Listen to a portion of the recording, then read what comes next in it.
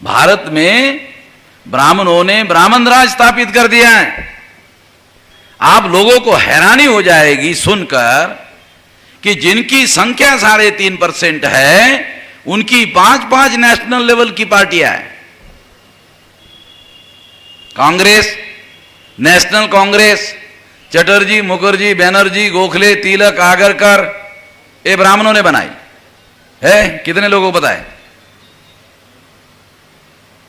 मैं जब यूपी में आकर जाटों को पूछा, भाई तुम्हारा कौन आदमी था कांग्रेस बनाने में, जरा बताओ तो, उसका नाम बताओ।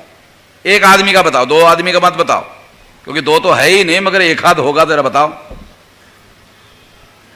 एक भी आदमी नहीं था, सारे ब्राह्मण लोगों ने बनाया नेशनल कांग्रेस। ज्योतिराव फुले को कांग्रेस में लाने की कोशिश की गई थी, उन्होंने कहा ये तो ब्राह्मणों का संगठन है, मैं कैसे आ सकता हूं इसमें? ये रिकॉर्ड करके लिखित करके रखा हुआ है, लिखा हुआ है। तो 1885 को जो कांग्रेस बनी, ये ब्राह्मणों ने बनाई, ये ब्राह्मणों का संगठन है। दूसरी बात, दूसरा संगठन भारत की कम्युनिस्ट पार्टी, ये 1925 को भारत की कम्युनिस्ट पार्टी श्रीपाद अमृत डांगे नाम के ब्राह्मण ने बनाई।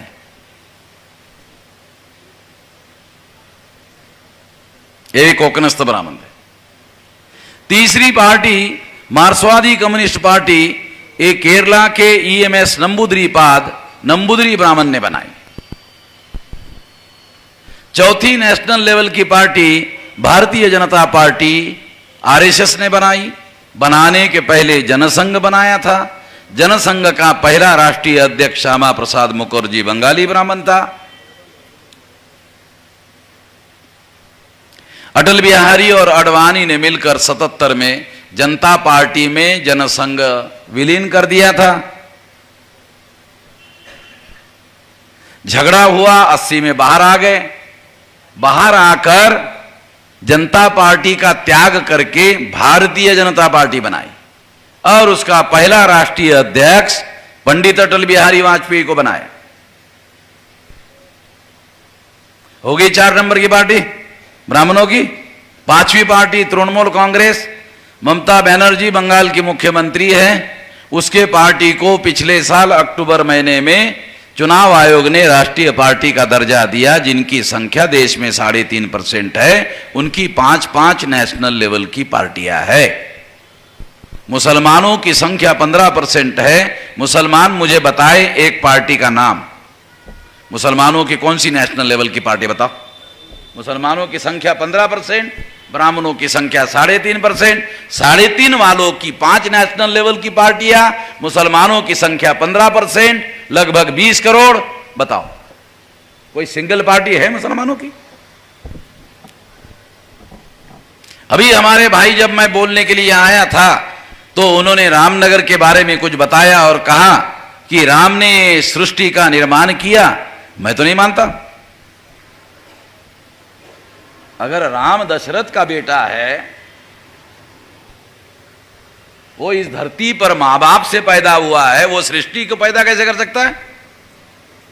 जो खुद मां बाप ने पैदा किया वो सृष्टि को कैसे पैदा कर सकता है? मौलाना समझ रहे क्या? जो खुद उसके मां बाप ने पैदा किया वो सृष्टि को पैदा कैसे कर सकता?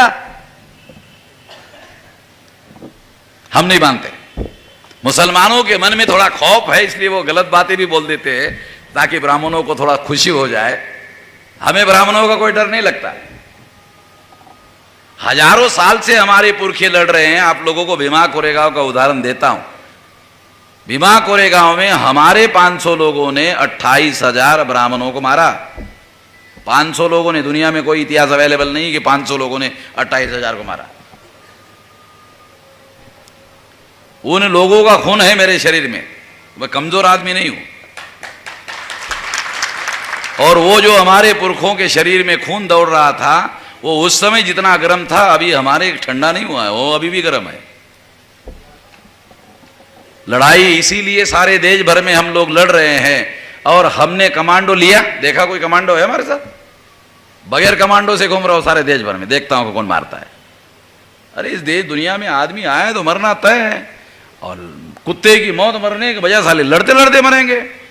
जो आदमी कुत्ते की मौत मरता है, आपने कभी सुना कि कुत्ता जब मरता है तो अखबार में खबर आती है कि ये फलाना कुत्ता फलाने गली में रहता था, बहुत ईमानदार था, उसी गली में पैदा हुआ, उसी गली में खाना खाता था, उसी गली में टट्टी करता था, उसी गली में मर गया, कितना महान था। ऐसी कोई खबर अखबार में आती है? तो कुत्ते की मौत मरने के लिए हम तैयार नहीं है, लड़ते लड़ते मरेंगे। अरे लड़ते लड़ते मरेंगे तो फिर खबर आएगी, और लड़ते लड़ते जो मरता है उसको लोग मरता नहीं बोलते हैं, लोग बोलते वो शहीद हो गया। चलो मेरी बात सुन लो, थोड़ा दिमाग में डाल दो। मेरी जिंदाबाद करने की उतनी जरूरत नहीं है जितनी सुनने की जरूरत है जो मैं कहना चाहता हूं। तो साथियों, हम तो इस देश में मुसावात के लिए लड़ रहे हैं, समानता के लिए लड़ रहे हैं, इंसानी न्याय के लिए लड़ रहे हैं। हम इस देश में न्याय हासिल करने की लड़ाई लड़ रहे हैं, कोई गलत लड़ाई थोड़ी लड़ रहे हैं। सारे दुनिया में लड़ाई लोग लड़ रहे हैं इंसाफ के लिए, गलत थोड़ी है। संविधान भी इस बात को मानता है कि इंसाफ के लिए लड़ना चाहिए। यूनाइटेड नेशन ऑर्गेनाइजेशन जो दुनिया का सबसे बड़ा संगठन है, वो भी कहता है इंसाफ के लिए लड़ना चाहिए। गलत काम थोड़ी कर रहे। तो ब्राह्मणों ने इस देश में ब्राह्मण राज स्थापित कर लिया। ये राज उन्होंने कानून और संविधान के विरोध में स्थापित किया। ये लोग कानून को नहीं मानते होते तो कभी दिल्ली के गद्दी पर काबिज नहीं होते। मैं तो लॉजिकल बात कह रहा हूं भाई, तर्क संगत बात कह रहा हूं। जो लोग इस देश में ईमानदारी से यदि चुनाव होता तो 3.5% वाला ब्राह्मण ग्राम पंचायत में पंच नहीं चुनवा सकता, सरपंच कहां हो सकता है? जो लोग गांव का सरपंच नहीं बना सकते, वो देश की पंचायत का प्रधानमंत्री उन्होंने नॉमिनेट किया। ये जो नरेंद्र मोदी है, ये ब्राह्मणों का नॉमिनेटेड प्राइम मिनिस्टर है। नॉमिनेटेड प्राइम मिनिस्टर शायद आपको समझेगा नहीं, क्योंकि ये बड़ा कठिन शब्द है, अंग्रेजी का शब्द है नॉमिनेटेड प्राइम मिनिस्टर। तो इसलिए थोड़ा देसी उदाहरण देकर के समझाता हूं। नॉमिनेटेड कठिन है समझने के लिए, संवैधानिक शब्द है। ये Narendra Modi is not a real prime minister of India, he is a nominated prime minister of India and nominated by ब्राह्मणों ने नॉमिनेट किया हुआ है। तो नॉमिनेटेड जो शब्द है वो आपको समझ में नहीं आएगा, इसलिए मैं नॉमिनेटेड शब्द का देशी अर्थ समझाता हूं। गांव में आदमी शादी करके औरत लाता है अपने घर में, बीवी लाता है, तो परिचय करवाता है कि ये मेरी शादीशुदा बीवी है। दूसरा आदमी कहता है फिर ये कौन है? ऐसी रखी हुई है। मैं महिलाओं से थोड़ा माफी चाहता हूं, हमारे लोगों को समझ में नहीं आता, इसलिए उदाहरण देके समझाना पड़ रहा है। कहता है ये तो शादीशुदा है और ये ऐसी रखी हुई। तो नरेंद्र मोदी भी ऐसे रखा हुआ है।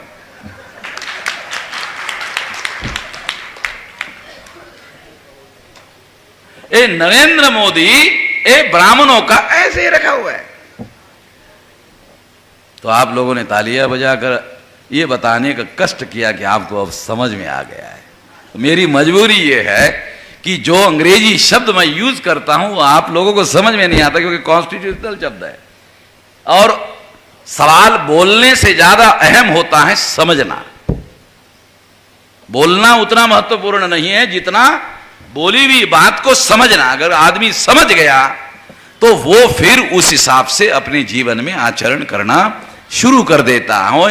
तो नरेंद्र मोदी ए नॉमिनेटेड प्राइम मिनिस्टर है, ब्राह्मणों के द्वारा नॉमिनेटेड प्राइम मिनिस्टर है। मैं आपको इसका एक और सबूत देना चाहता हूं। नरेंद्र मोदी जब पहली बार प्रधानमंत्री बने तो उन्होंने पहला फैसला किया। क्या फैसला किया? ये ओबीसी की जाति आधारित गिनती नहीं होगी। ओबीसी का आदमी है नरेंद्र मोदी, पिछड़े वर्ग का है, ओबीसी का है। उसने खुद ओबीसी के विरोध में पहला फैसला किया, ओबीसी की जाति आधारित गिनती नहीं होगी। दूसरा फैसला किया, 314 बच्चे आईएएस, आईपीएस, आईआरएस पिछड़े वर्ग के पास हुए। लाल बहादुर शास्त्री ट्रेनिंग इंस्टीट्यूट मसूरी में ट्रेनिंग लिया 2 साल का।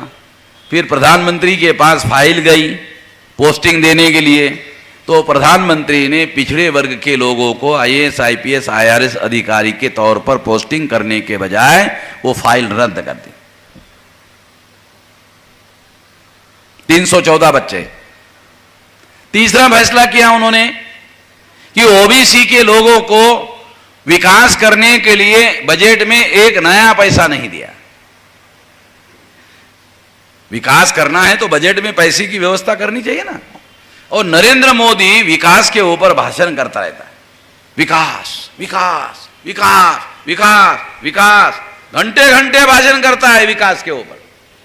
अभी 15 अगस्त को लाल किले पर 1.5 घंटे बोला, यानी भाषण में विकास हो गया। पहले घंटे भर बोलता था, फिर 1.5 घंटे बोला तो भाषण में विकास हुआ। ओबीसी पिछड़े वर्ग में कोई विकास नहीं हुआ, साला पैसा ही नहीं देगा तो कहां से विकास होगा भाई? बगैर पैसे से विकास होगा? कैसे होगा? पिछड़े वर्ग के ओबीसी के बच्चों को वजीफा मिलता था। मुसलमानों को वजीफा शब्द समझ में आएगा क्योंकि उर्दू का शब्द है, क्योंकि मैं थोड़ा तमीज रखता हूं भाषा का, कौन सा शब्द हिंदी का है, कौन सा उर्दू का है, कौन सा पर्शियन है, थोड़ी तमीज रखता हूं, थोड़ा अभ्यास करता हूं, उसके आधार पर बता रहा हूं। वजीफा जो है वो हिंदी का शब्द नहीं है, उर्दू का है। स्कॉलरशिप अंग्रेजी का शब्द है। तो ये स्कॉलरशिप मिलती थी बच्चों को पिछड़े वर्ग के, ताकि गरीब जो बच्चे हैं महाविद्यालय में पढ़ाई कर सके। 4.5 साल हो गए, एक नया पैसा वजीफा नरेंद्र मोदी ने नहीं दिया।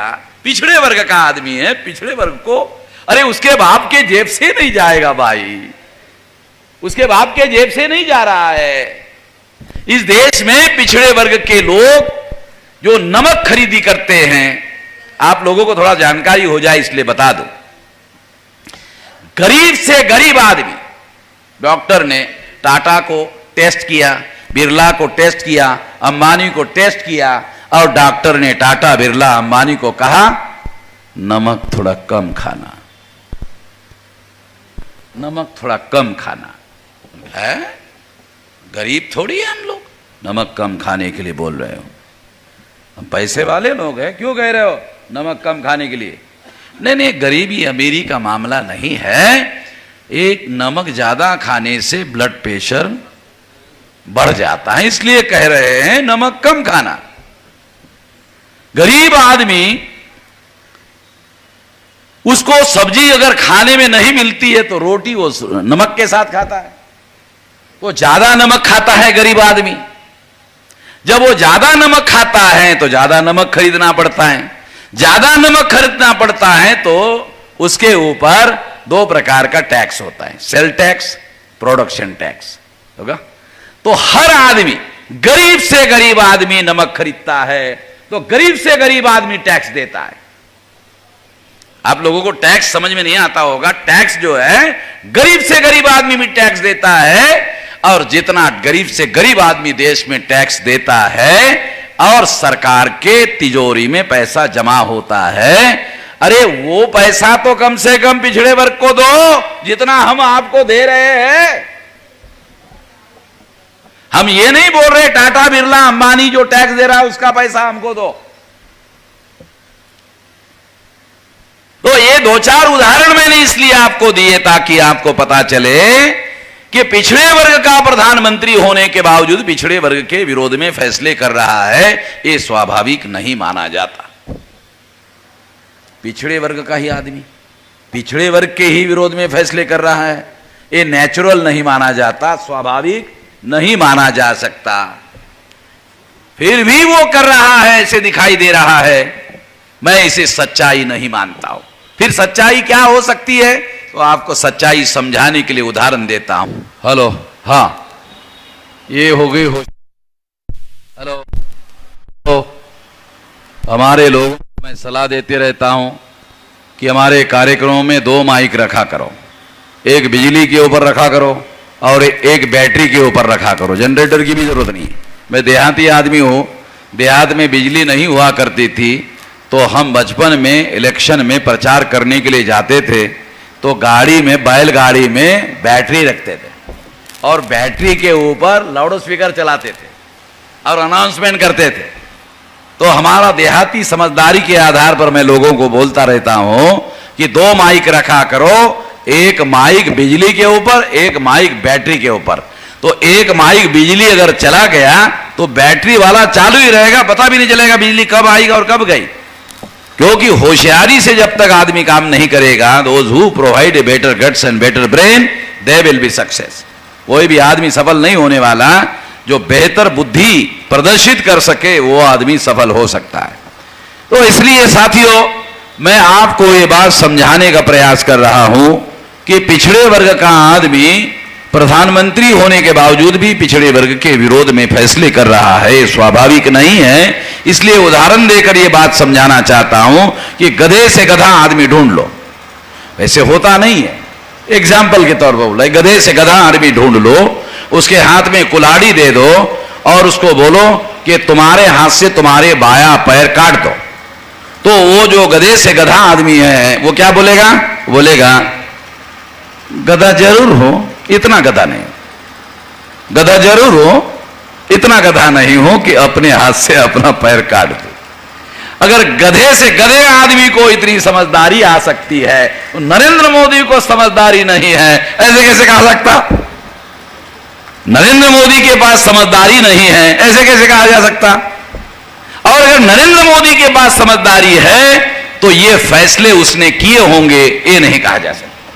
फिर ये फैसले किसने किए? तो पर्दे के पीछे वास्तविक सत्ता ब्राह्मणों के हाथ में है। पर्दे के पीछे वास्तविक सत्ता नरेंद्र मोदी के हाथ में नहीं है, पर्दे के पीछे आरएसएस के जो ब्राह्मण हैं उन लोगों के नियंत्रण में सत्ता है और वो लोग ये फैसले कर रहे हैं। मैं नरेंद्र मोदी का समर्थन करने के लिए नहीं कह रहा हूं, नरेंद्र मोदी को किस तरह से प्रधानमंत्री बना के रखा है समझाने के लिए बता रहा हूं आप लोगों को। तो इस तरह से ये बात सिद्ध होती है कि वास्तविक सत्ता ब्राह्मणों के नियंत्रण में है।